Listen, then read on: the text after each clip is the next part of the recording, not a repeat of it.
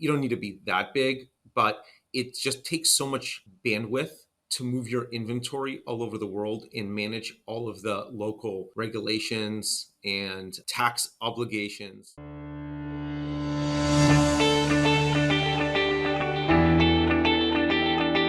And I want a good show, damn it.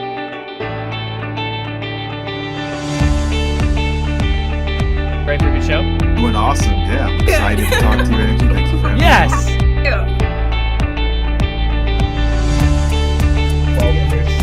I've always been doing big into archery, and my dad said, hey, you guys want to start an archery store? That's how I always do. And yes, of course, let's do this together. Hello, everyone. Welcome to another episode of the Ecommerce Show.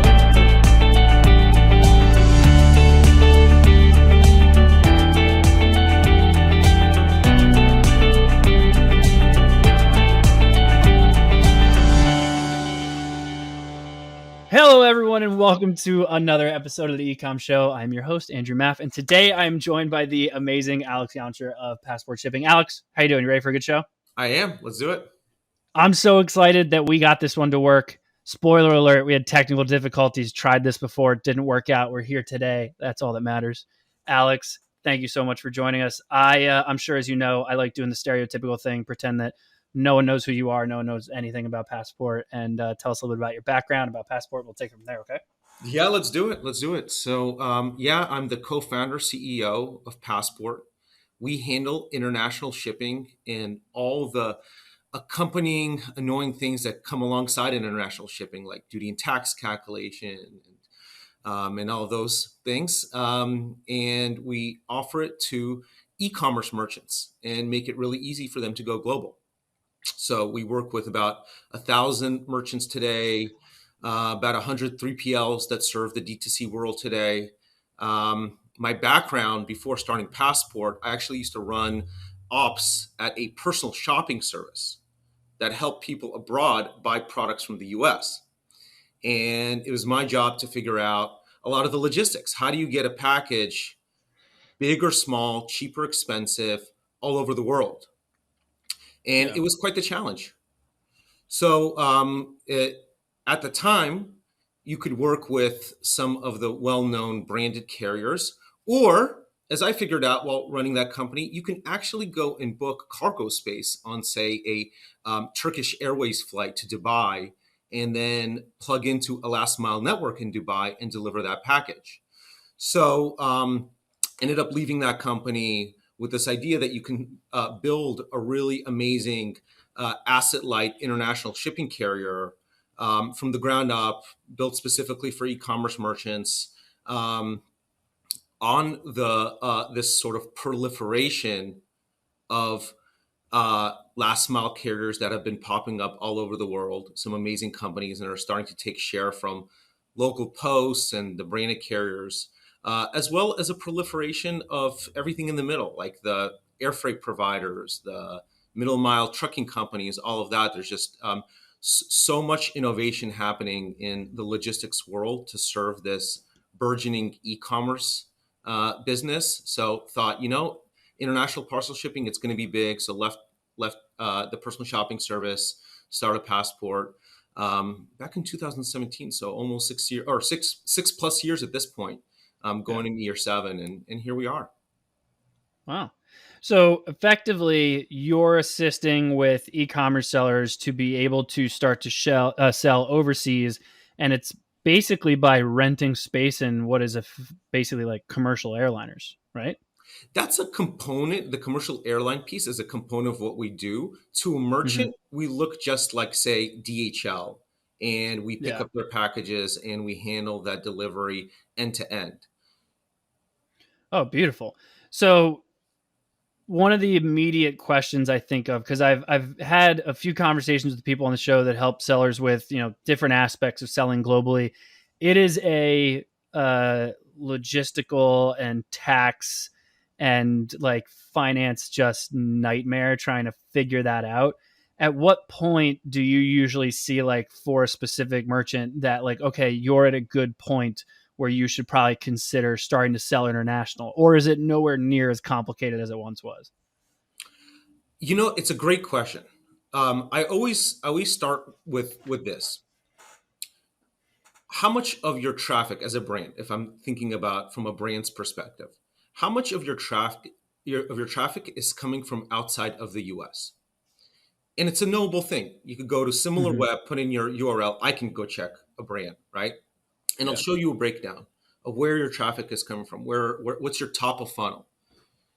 And I've never seen anything less than, call it 15% of traffic coming from outside of the US. Okay. Be it Canada, being Australia, so English speaking countries. And of course, there's 200 plus countries, so people from all over the world are going on these brand sites. In some cases, when the brand is has the backing of an influencer, like a YouTuber or a celebrity sponsor, something like that. I mean, it's like flipped. It's like 85% of your traffic is coming from outside of the US.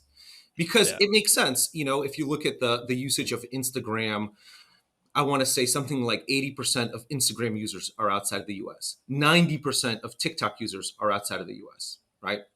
So Hmm. even the fact that you're asking the question, at what point does international start making sense? It's I kind of like to flip the script on that a little bit, because to some merchants, actually the question maybe should be, at what point should you start focusing on the US?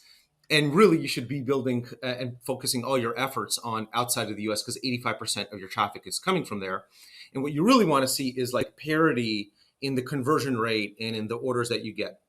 Again, you never really see that. That's the problem with international, is that there's so many friction points, like shipping, like customer support, like duty and tax calculation, regulatory compliance. All of these things, they come together and they do create headaches. And you never really see, oh, 10% of my traffic is coming from abroad, 10% of my sales are coming from abroad. It's not like that. It's like 10% of my my traffic is coming from abroad, 5% of my sales are coming from outside of the US, because of these friction points that exist.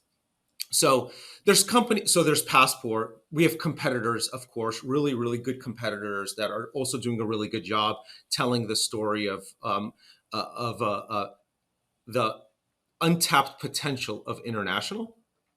And some platforms like Shopify obviously has their Shopify Markets solution, and they also have built deeply into the platform some internationalization features. So I would say, like 15 years ago or even 10 years ago, it was really complicated. Now it's just kind of complicated, and there's companies like Passport that really are the easy button for not having to worry about any of these regulatory compliance things. And we just happen to handle at Passport really every size merchant. So we have a turnkey Shopify app where somebody can just use that. And I would say, even if you're just starting out and you're getting 2 orders a day, why not? Why not? You'll get a third one potentially from Canada. Why Yeah. close the door on Canada, especially if there's an easy button for it? And then certainly it makes sense for the bigger ones. And frankly speaking, you don't really see any of the bigger ones, call it the Shopify Plus merchants, so 10 plus million in sales, let's say. I rarely come across one that doesn't do any international anymore. Yeah.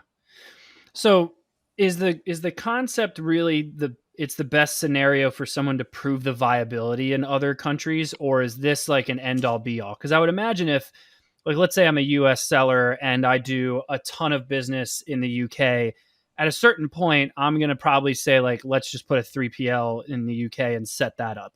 At what point do you say, like, hey, you might want to just keep inventory in this country, or is there also something I'm missing there in terms of how that works? Yeah, that's definitely a very viable strategy of domiciling inventory in places around the world. Hmm. UK, for example, of course, like you could put something in Europe and handle Europe. Um, LATAM, of course, it's a viable strategy. We've seen only companies really of the magnitude as Nike. Nike, of course, does that.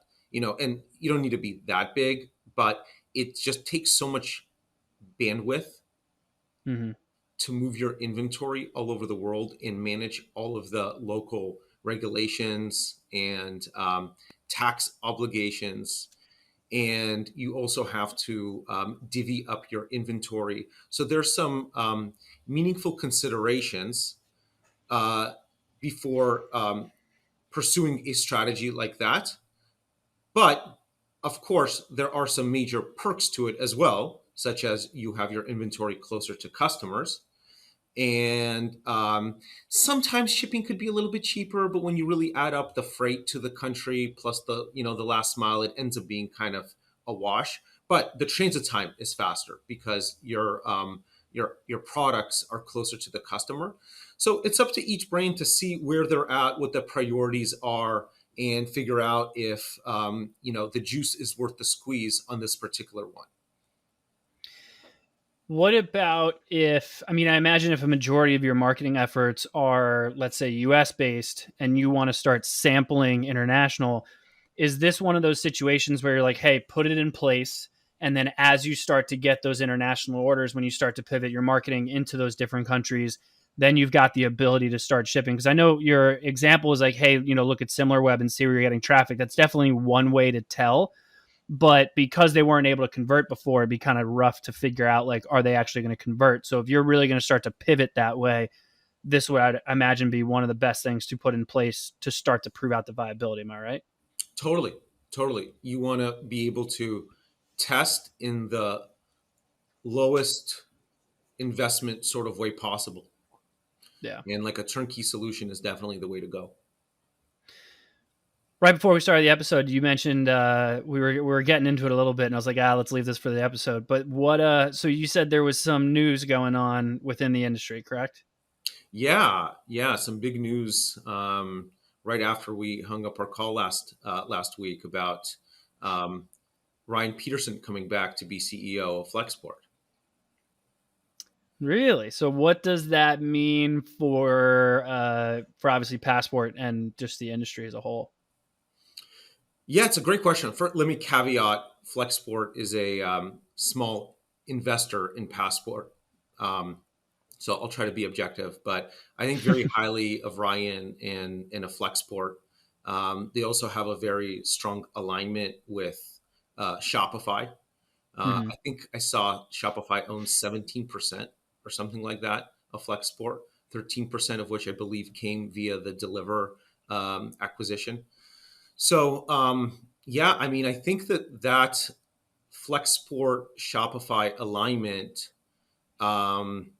is what the industry has considered in the past as the sort of non-Amazon D2C version of the sort of competing top of funnel to supply chain stack. That sort of combined part of the value chains. Amazon, of course, it's all under one hood. Shopify kind of try to do that with Deliver and Shopify Fulfillment Network, and then transfer that to a very close partner of which they own almost 20%, Flexport, which operates the 3PL now and has some of their own shipping services. So it'll be interesting to see how that all pans out. My understanding was that Dave Clark was actually going down the same strategy of building this competing combined value chain plus top of funnel solution as Amazon. Mm-hmm. So I think there whatever disagreements they had, I don't think it was about that core strategic initiative for the Flexport Shopify alignment. But again, it'll be really interesting to see what happens now. What's your theory on where that's going to go? Because obviously, even from a fulfillment perspective, like everything is starting to kind of cross pollinate a little bit, as you've seen. Amazon has done this big push on the buy with Prime thing, where obviously that's fulfilling out of FBA. Shopify seems to be loving it simply because they're now integrating it into checkout and all that stuff. Like, what's your theory on where this is all going to shake out? Are we going to start to see just these massive conglomerates fulfilling, e-commerce orders, or are we going to continue to see, kind of just smaller shops and last mile guys kind of solidifying everything? Very good question, Andrew. Very good question. It was actually very interesting to see that essentially a week before, I think it's a coincidence. I don't think that there's any connection to this, but still interesting coincidence that the week before, Dave Clark, who is ex-Amazon, Shopify announces that they're allowing Amazon Prime to be on their site, which is kind of like the whole thing around Shopify Promise. Mm-hmm. And for your listeners who aren't aware of what Shopify Promise is, it's supposed to be kind of like Amazon Prime, which is this symbol, Shopify Promise. It's like logotized. It's meant to represent a promise, hence the name, of a fast shipping speed. I actually don't know the details. Is it 2 days? Is it 1 day? But it's something good. Yeah. And they started by putting that that branding, that logo, onto merchants' sites that use Shopify Fulfillment Network. So you see how everything is interconnected there. And now that Shopify Fulfillment Network is Flexport, I don't know this for a fact, but presumably that offer still stands for the Flexport merchants now known as Flexport, that fulfill from Flexport because of this Shopify tie-up. And they would get that Shopify Promise thing. So why does a merchant even want that? What's the point of Shopify Promise? Well, the theory is if a buyer sees that, they get their anxiety around the delivery reduced and they're more likely to convert. I buy it. I think that makes sense. That's the power of Amazon Prime, of course. And Shopify, again, similar to my point about the D2C version of Amazon, Flexport plus Shopify, this was another element of it. This manifests itself in a very valuable thing for merchants, which is a higher conversion rate in the form of this like Amazon Prime, but D2C version. So Shopify Promise button, right? So now what? Now are you going to have two buttons on this thing? Maybe. Is that so crazy that you're going to have two buttons? There's like 10 buttons for payments and Amazon's one of them. Shop Pay is one of them. PayPal's one of them. I mean, Google, Facebook, and the Apple, of course, very big players are chopping up this payment thing. If that works, why couldn't it really work for shipping? So I wouldn't be surprised if, frankly speaking, there was a third and a fourth one that also had their own version of Promise. I know FedEx bought a company or had to deal with a company called Roadrunner, which was kind of trying to do Amazon Prime, but for not Amazon world. Yeah. And that was semi-successful for a while. I'm not sure exactly where it is, but I wouldn't be surprised if there were more of these buttons on the checkout screen alongside shipping. So I think that that's probably where things are going to go, is that there's just going to be two buttons. It's okay. It's not the best. Obviously, Amazon would love to be the only ones, but there's no way Shopify would allow that. So if you have two buttons, why not three? So there'll probably be three at some point. And I think that's where it's going to go. I mean, my opinion, for years, I've developed what is effectively like a buy with Prime type of button, right? Like we would just make a button, track it as best we could, and just send them to a listing and let them work it out. We did the same thing with Walmart. We did it with Jet back in the day, eBay every now and then. So adding in all those additional buttons to us, we actually saw a conversion rate lift. Plus with the added traffic, those platforms really liked it. And one of the things I started to think about is I think that Shopify and Amazon are realizing that instead of spending the money and fighting each other, they're actually better off working together. And Shopify is okay with Amazon improving the conversion rate of some of these sites by having the buy with Prime on there, as long as Amazon's okay with the merchant gets to keep the customer information so they can keep them coming back to the website. So it's actually, I see it as, for merchants, it's helped reduce the customer acquisition cost because your conversion rate is typically improved. You get to keep all your customer information, and Amazon obviously still gets the fulfillment. They still have their fees behind it. And so I find that like this kind of like just they're starting to slowly work together to do what really all of them have just wanted from the beginning, which is providing the customer with the best experience possible, which also comes from a fulfillment section of like, if you do buy with Prime, you're going to get it in 2 days. If you do Shopify Plus, you're going to get it with 2 days. I bet it's Walmart's always 5 years behind. So I'm sure Walmart will do it in 5 years and they'll be on there too. So like, it's just going to be a matter of the user, the website's going to become your base of, here's everything you can learn about our brand. Here's our product line. And then here's all of the buttons of the places that you can buy it from, whichever one you prefer to shop with. I love that.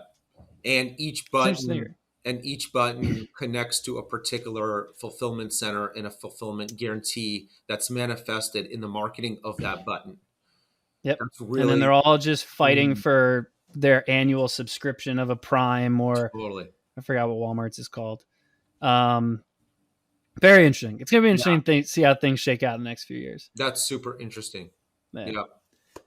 But Alex, look, really appreciate you having on the show. I don't want to take up too much time in your super slam, but I would love to give you the opportunity here, let everyone know where they can find out more about you and, of course, more about Passport. Yeah, absolutely. I mean, a website's the best place to go. Passport shipping, spelled the way it sounds, passportshipping.com. And my email is alex@passportshipping.com. Beautiful. Alex, thank you so much. Glad we were able to pull this one off finally. Yeah. Appreciate your time. Everyone else who joined, of course, thank you as well. Please make sure you do the usual and rate, review, subscribe on whichever podcast platform you prefer, or head over to the ecommshow.com to check out all of our previous episodes. But as usual, I thank you all for joining us, and we'll see you all next time. Have a good one. Thank you for tuning in to the Ecomm Show.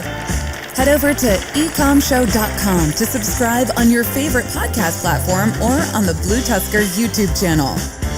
The Ecomm Show is brought to you by BlueTuskr, a full-service digital marketing company specifically for e-commerce sellers looking to accelerate their growth. Go to BlueTuskr.com now for more information. Make sure to tune in next week for another amazing episode of the Ecomm Show.